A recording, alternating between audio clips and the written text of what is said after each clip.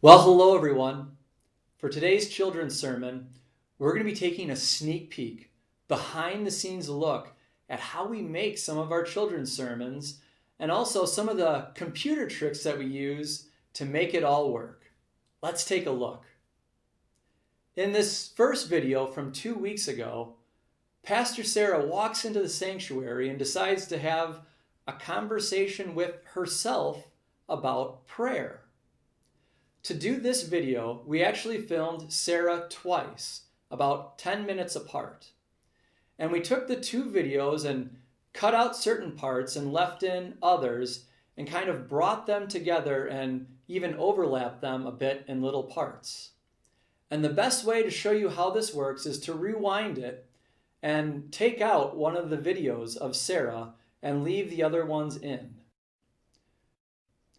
With it, you can see how the one clip actually moves and changes with what we use and what we don't use, depending on where Sarah is walking or sitting.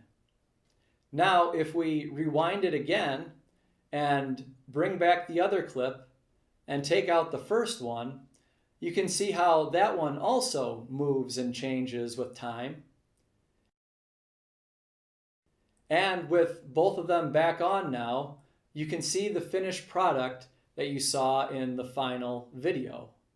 In this next clip, we did something just a little bit different.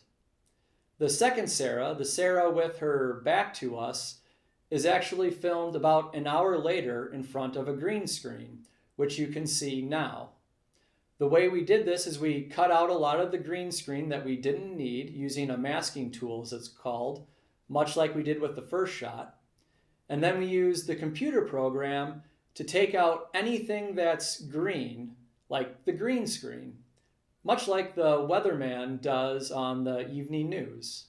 Now, let's take a look at just one more, and this is one from last week, and we're only going to look at the part where I climb out of the TV. The best way to show you how this works is to remove every kind of special effect and every computer add-in that we've included in this shot. So I'm going to start taking those out, and as you can see, there's quite a lot of things to take out, a lot of things that we added, so it's going to take me just a moment. But as all of these things go, you'll have a chance to see exactly what it looked like when we filmed it in real life.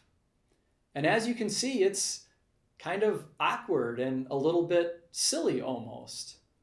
And that's how it felt when we filmed it. It felt kind of awkward and silly. Now, the reason why we're showing you all these behind the scenes looks and computer tricks is because, number one, we hope that it's kind of fun and interesting to see how we're doing all these things. And the second reason is, even if you don't understand fully how we're doing all these things, we hope you see that all of these computer tricks that we do require a lot of planning and preparation. And that ties in nicely with our sermon for today. Because even though our sermon series is unexpected and unprepared, today in the sermon, we're going to talk about getting prepared for Jesus. Not just for Christmas, but in general, getting our lives ready for Jesus. And what that means is taking time to pray, taking time to read our Bibles, to be taking time in our lives to come together on Sunday for worship, even just digitally, like we're doing lately.